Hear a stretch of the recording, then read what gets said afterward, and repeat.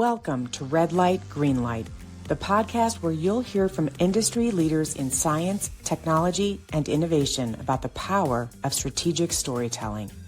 With decades of experience, our guests will share their own insights and real-world stories to help you avoid red light barriers and ignite green light solutions, from the Zoom room to the boardroom. In each episode, we'll corkscrew downward into the guests' personal experiences of challenge and success, highlighting strategies that turn complex ideas into clear, compelling storylines for stakeholders. Here is where expert minds share stories that shape the future. What's more, you'll walk away with tips to try immediately to drive the vision of innovation with your team. Here is where expert minds share stories that shape the future. What's more, you'll walk away with tips to try immediately that drive the vision of innovation with your team.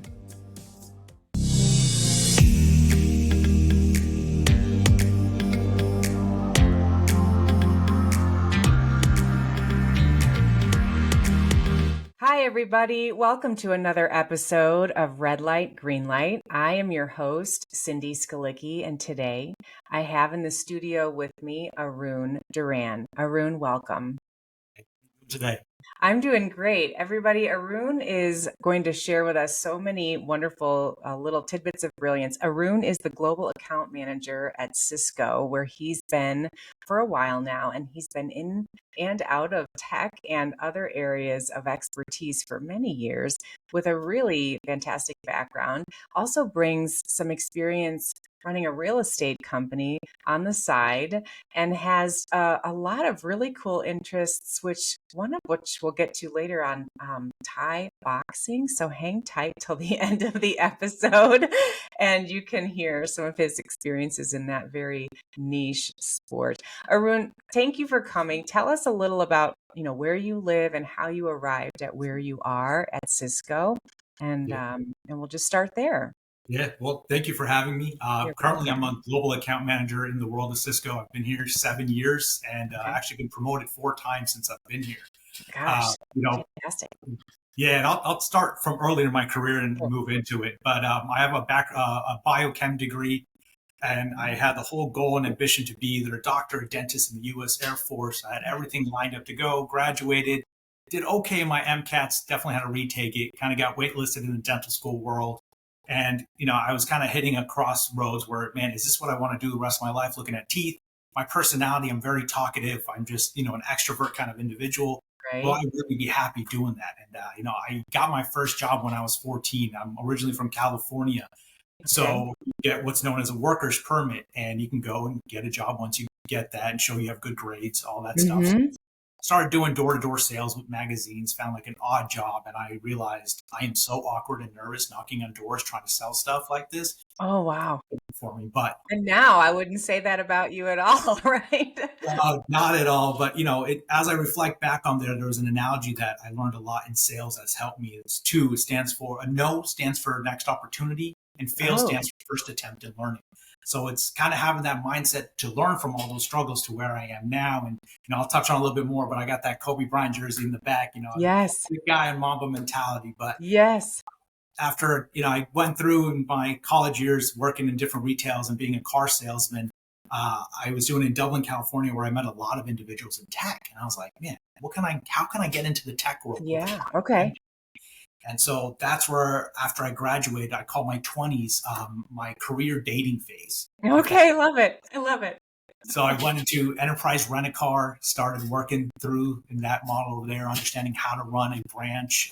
Then became a sales manager with Red Bull, an energy drink company. To this day, never had a Red Bull, but really, just never. I always have a lot of energy, you don't need Red Bull. Yeah. I'll work all day, then go train at night. Like, I'm always ready to go. That's great. Then from there, I decided, hey, I want to get something a little bit more meaningful. So I was applying a lot, was able to break into the startup industry in the Bay Area. Okay. Got into that. While I was doing that, I ended up getting my MBA. And, California is so expensive. So I lived 2 hours away from where I worked. My gosh. Yeah. I had a great beach view where I was spending at that time $800 a month. and I was in Okay. San Jose where my job is. So I was like, I don't want to give up the beach view. I love the beach. So Oh, yeah. commuted 2 hours each way Oh for my over gosh. a year. Oh, wow. It was rough. A That lot is of, rough.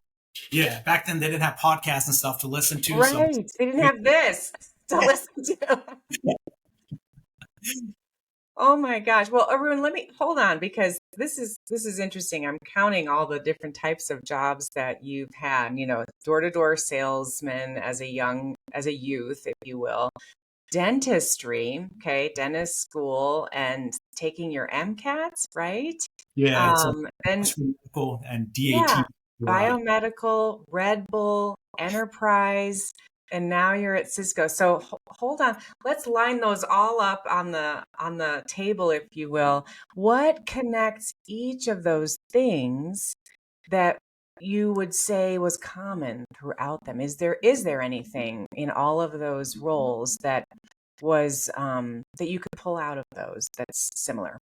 Yeah, end of the day, it's how are you presenting to your audience, understanding what their why is, and Mm. making sure you're not just selling a product, but helping them solve, the problem they have and providing a proper solution. Because Okay, so each, you didn't care what problem, like you were solving problems around Red Bull or teeth or magazines, like you were just a problem solver is what you really enjoyed. The chase, would that be the right way to say that? Or the hunt? How would you phrase that? actually, Victor, yeah, I actually enjoyed both. You had a Okay. goal and target to do. It's how do I level myself up to accomplish this and get to what I need to achieve and help Okay. them along the way. Okay. I'm a little bit of a people pleaser, so I just love to say, hey, this is what I'm Yeah, working with you on to I can help do this. accomplish your goals as well. Yeah, love that.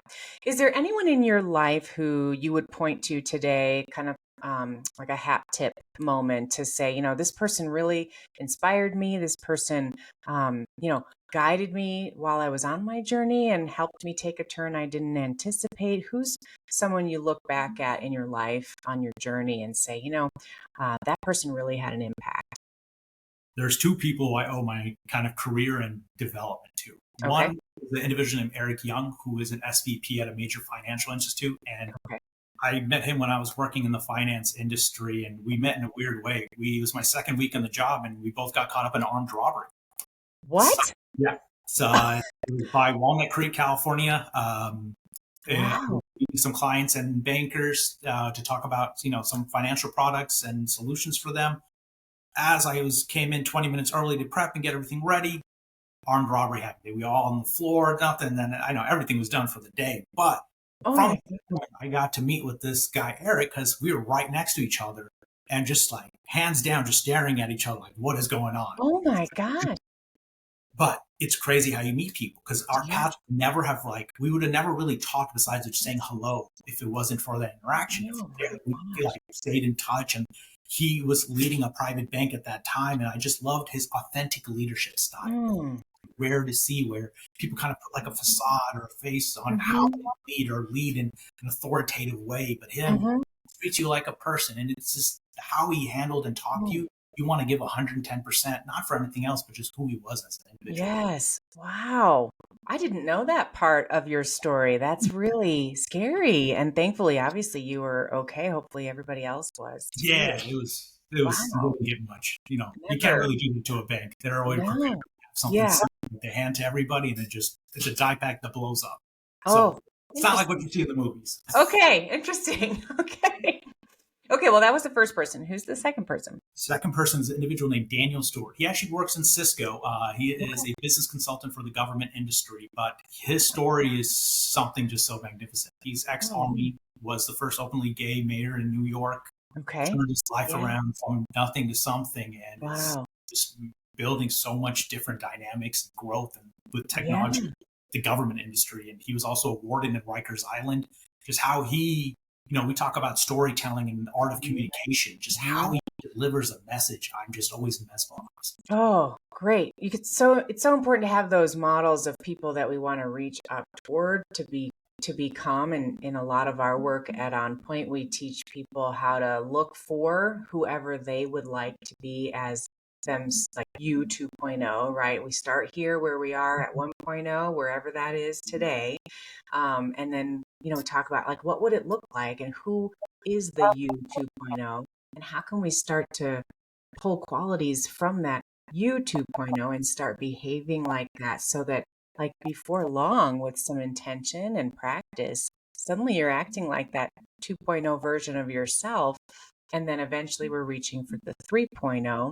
It's like belts on, karate or maybe Thai boxing. I don't know if you have belts, but it sounds like he's that type of leader for you in terms of the presentations that you've observed. Yeah, kind of like that Mamba mentality, improve 1% every day. Yeah, 1% every day. Exactly. That's a wonderful story, and I'm hoping these two gentlemen will be able to hear this episode so they can hear your thoughts on them. Let's move to some thoughts around presentations and art and science. That's sort of a blend of what presentations is, right? Presentations are part art, part science, and you're in a really technological field, right? As many of our clients are, and there's a lot of detail. There's a lot of risk for leaders when they're presenting to go really deep in the weeds. That's one of the main solutions we bring to help leaders. What's been your experience presenting so far in your career around these kinds of, very detail oriented subject matter, the details of the subject matter that you present about? Give us some reflections on those. I mean, things like that didn't come overnight. I think an analogy I use is like fail first attempt in learning. I like that. There's been a lot of times that I have failed when I'm giving a presentation, because when we are talking to our end user over there, whoever it may be, are we pitching a product, or are we helping them solve their solution? Are we meeting them at where they want to be? Right. So a lot of times we just go talking and not properly listening. You Mm-hmm. turn one mouth, listen twice as you speak. So, collecting that data, and making sure that messaging is coming very clear to them. I've seen a lot of times where I struggled with that in the past, where now I'm like, all right, I have it dialed in on what is their why and how we can help. Yes. And was there, that's a mindset shift that we really have to work hard with leaders usually to switch. And I know you've read our book, right? The Red Light, Green Light that we just issued and brought to the world with the how-to model that I developed and created. But there is that part in the book about meeting people where they are in their message and from their orientation and understanding of your idea. If you could go backwards to the place you used to be in before you really learned that lesson, what do you think makes people forget that step? Or is it like an awareness thing in your imagining? Like how do you see that situation when people aren't doing that? Why do you think that is? Lack of preparation sometimes, Okay. Solution is in the preparation. So if you Yes. want to get out from the rest, is really understanding how are people going to adopt what I'm trying to position for them. And if I was in their shoes, how would they? A lot of times we're just talking about features and other things like that, but what's the end goal? How does it help internally and for their external with their company? Right. And the questions that we ask in order to get the answers we need are important to think through beforehand, especially when it comes to sales and customer conversations. Are there some tactics or tips that you've found useful in your work, Arun, where you've got there's some great open-ended questions versus closed questions, or something that you've landed on? How would you say You that? got it spot on. There's a lot of questions you need to ask, because you can't assume ever. Everybody's going to be different. Even if they're in the same industry, their model and how they approach it will always be different. So, some open-end questions I like to ask is, what is your criteria of success? What does failure look like to you? Talk to me how this project or product will be implemented. Right. Like, what's the home run at the end of the day if we do this right? That's a question that I've been asked and that I've kind of borrowed in terms of work we help people do too. Like, what if this goes great? What has happened? Let's go to the future and see what we can see. You touched on your book. I was so glad that we got to connect and I was able to read it. And your house model, I was so impressed with it, because it's something everybody needs to learn and mimic in their organization. But I would love to know from you just how it can be better applied in the worlds of sales and tech industry. Sure. Well, that's a great question, and thank you for asking it. So, for those listeners who don't know, the how-to model that I developed, it's an acronym, and the H stands for hook me. The first O is orient me, and these are questions your audiences are kind of asking or expecting you to answer in this order when you present them with a new idea. So, hook me, get my attention. Orient me, what's the problem that we're trying to solve with this presentation? W is win me over, win me, like, oh, okay, I understand the problem you're trying to solve, and now that you have a solution to that. And the word to stands for T is tell me more. Tell me more about how we're going to achieve that. Tell me the data, the dump of information that proves we can get to that solution through doing what you're asking us to do. And the final O is offer me, or the ask right at the end of the presentation. So if you're listening to this and you're preparing a presentation, that's what your audience is asking you to do for them. Hook me, orient me, show me around, win me, tell me more now, and offer me.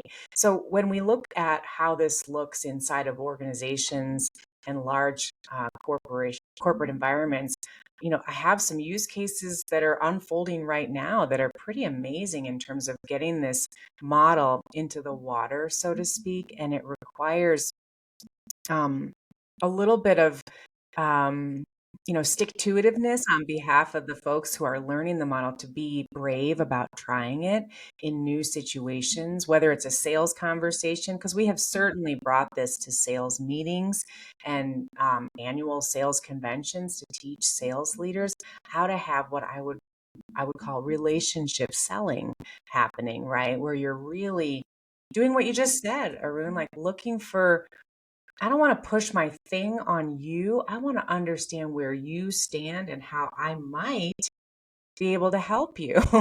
Because, even if you say that to someone, how we might be able to help you, they're happy to hear that, right? Why is that? I'll quiz you.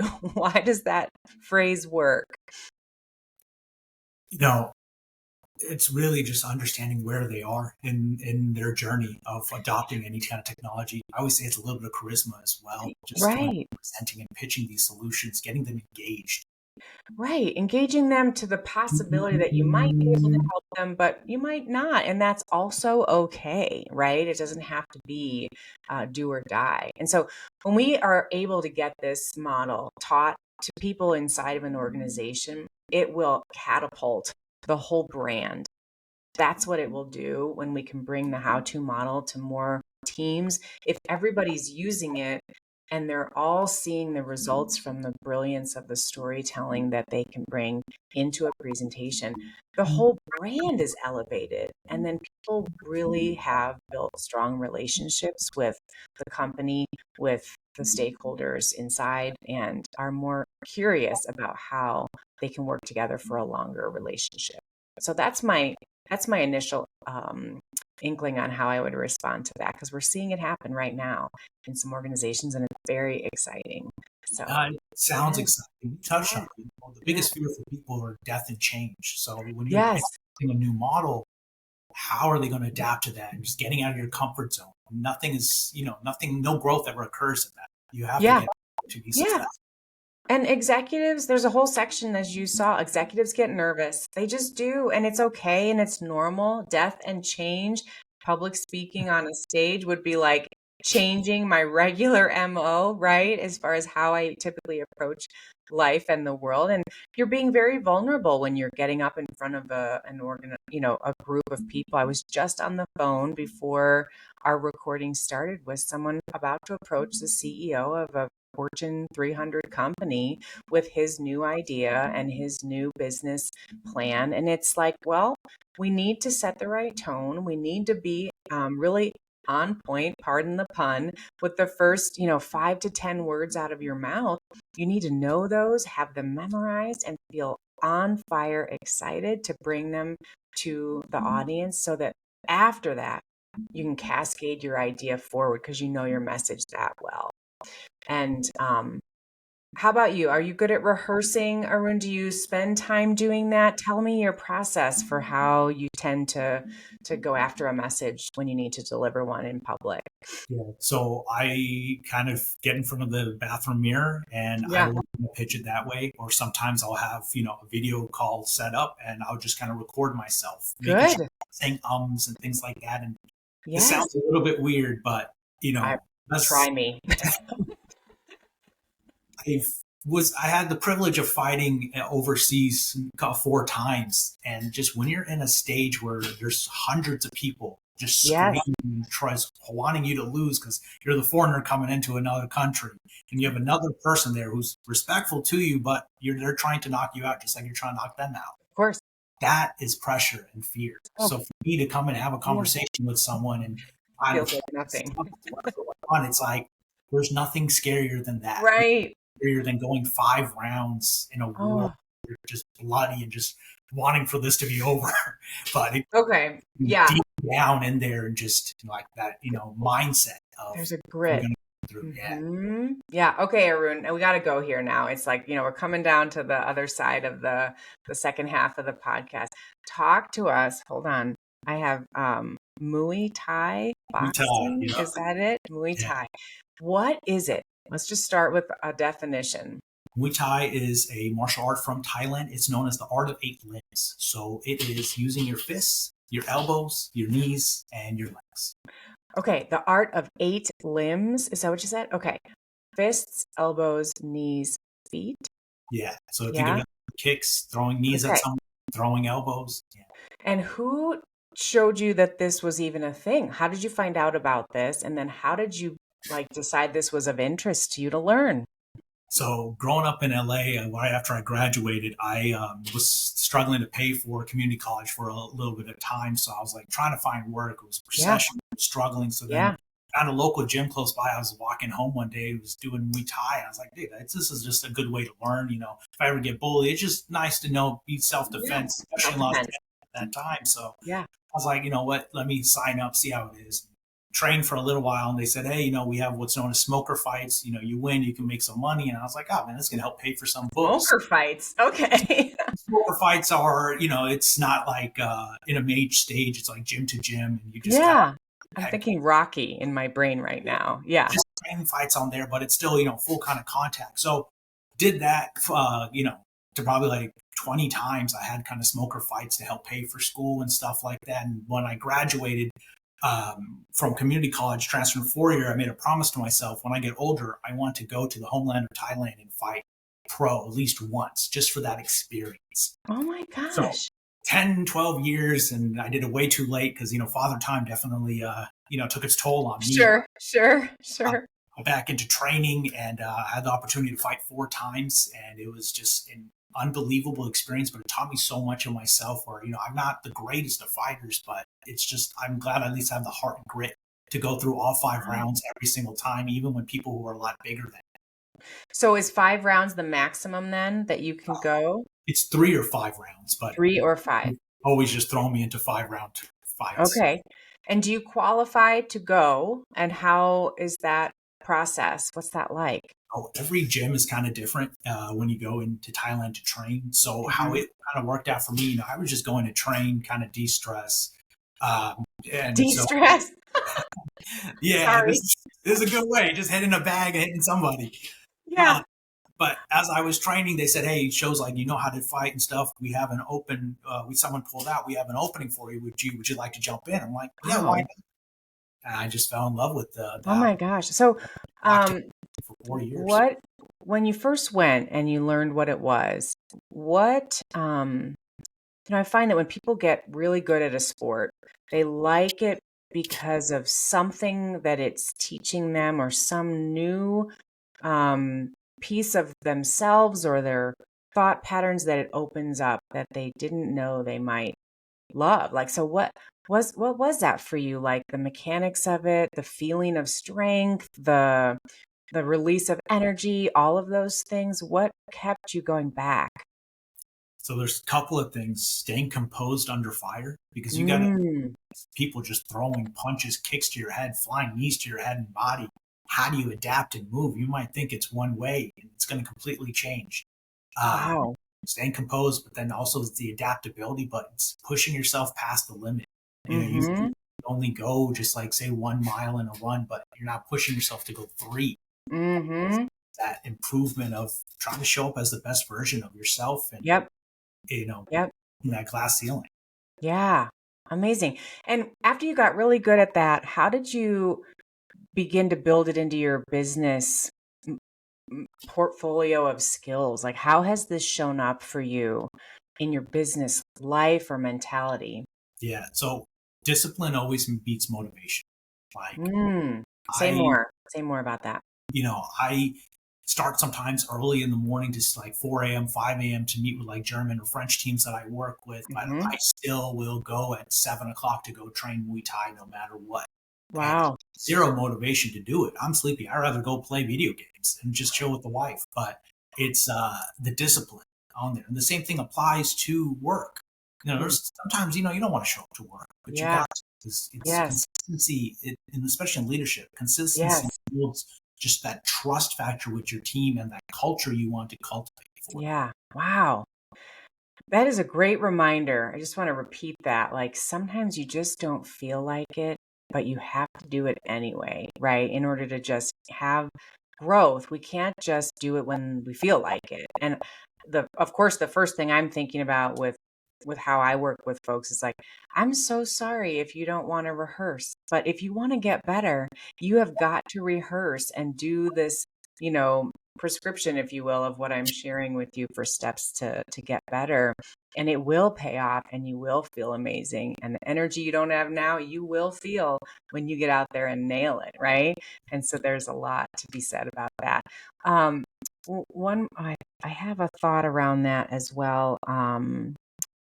So like your next level, okay, I don't know if there's belts in Muay Thai. Are there any types of belts? Just It's like not belt. let's imagine, let's just pretend that there's a belt level for you in your skill set around kind of your communications and such. What's the next rung that you're reaching for as you look ahead at your career journey or your, just some new things you'd like to learn about? Because we all have something. Yeah, it's that constant improvement. Like, what am I Mm-hmm. doing so I can truly be the best I can be? Yep.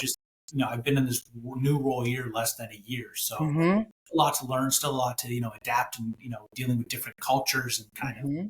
projects associated with it. Yeah. So mastering this in a couple of years, and eventually moving on to a higher leadership role, or even Mm-hmm. like a client executive kind of role where you're overlooking like something very large of an account base. Yeah.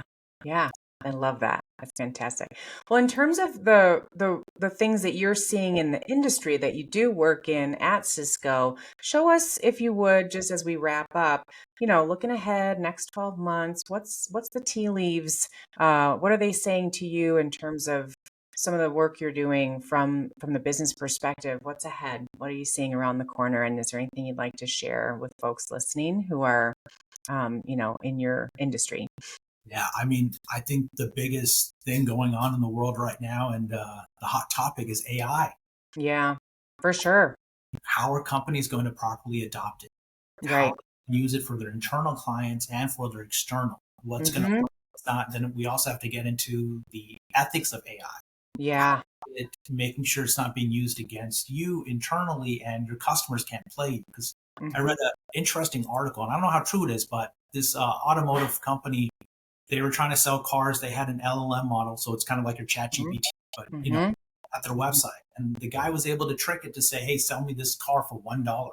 And he had Oh to my ask gosh. numerous different ways, and it conceded and said, "Sure, here's this truck for $1." Oh, come on.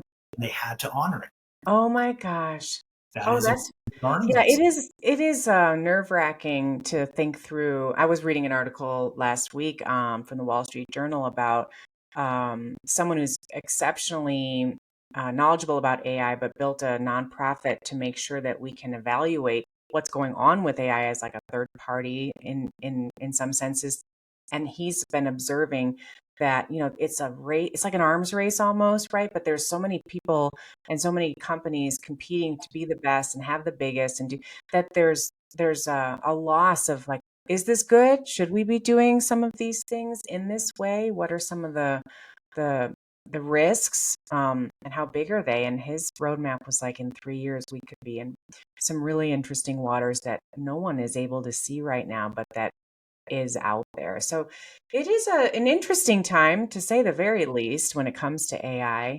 And we'll have to just be pioneers of using it responsibly, I suppose you could say, as best we can, and try to be, responsible users. And yeah, that's an interesting story about the truck for $1. I have not read that. You'll have to send me that article. Try that. Yeah, right. Well, AI does not always tell the truth. If there's one thing we know, it's definitely that so far, right? Well, is there a tip that you'd like to share as we close up today, Arun, from anything or a piece of advice you received once that you'd like to pass along? Anything as a final thought today before we wrap up?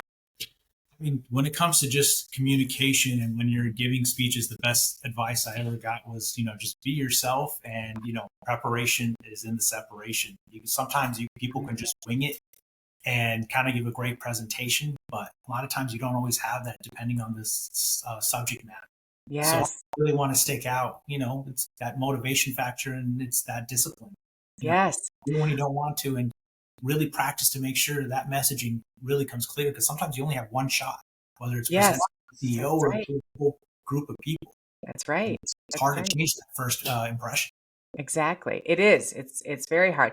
And Arun, what you just said is spot on. You have a little bit of heart in your answer and a little bit of head, where it's, authenticity and being just yourself, but also the preparation is the separation, which I've not heard, and I love that. I might attribute that phrase to you. But that's the logical component of making sure that the method you're using and the repetitive nature of how you do what you do is the same, and it will be strengthened as you go forward. But we need to make sure we chisel it apart, break it down into the mechanical pieces that it is, which is a message, right? Has lots of little parts, but be yourself in light of that. So you have to have a mix of head and heart, as Aristotle would say. And it's a great tip. I love it. Thank you so much, Arun. This was a wonderful and fun and lively conversation, as I knew it would be. I appreciate you being here with me today. No, thank you so much for having me. Yes, absolutely. Thank you, everyone, for coming in to the studio to listen to another conversation with an exceptional leader who's brought us some new ways of thinking about things, including Muay Thai boxing. So thank you, Arun, for joining us. Everybody, we'll be back again next week with another fantastic leader who's got great stories and some lessons to share with all of us. Until then, hope you get out there, find an audience, and make your way to the green light after reading through red light, green light, and listening to the tips you've heard here. Take care, everybody. Bye-bye. See you next week.